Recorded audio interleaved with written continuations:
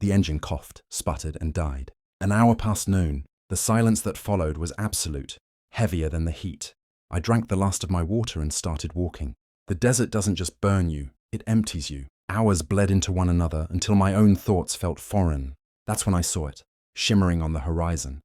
Not a mirage, but a town. A miracle. As I got closer, the miracle soured. The town was built from glowing sandstone, its angles too perfect, its streets too clean. There was no dust, no refuse, no sign of life save for the slow-moving figures that populated it. Their faces, they didn't have any, just smooth, polished mirrors reflecting the searing, indifferent sky. One of them approached me, holding a cup carved from obsidian.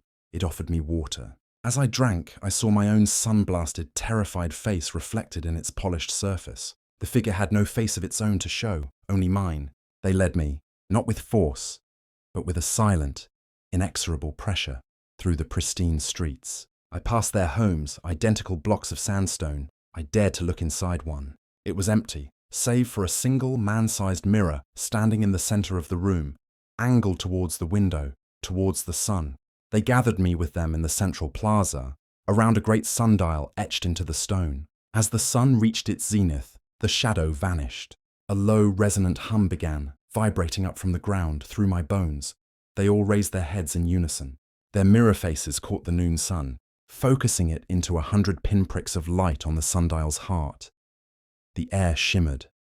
The stone didn't just melt. It screamed, glowing with a light so fierce it hurt to look at.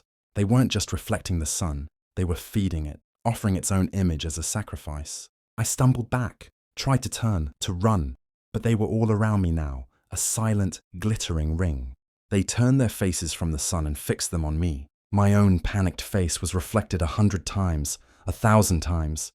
The reflections began to warp, to smooth out. The lines of my fear, the shape of my mouth, the identity in my eyes. It all began to dissolve into a flat, perfect sheen. I looked at my hands.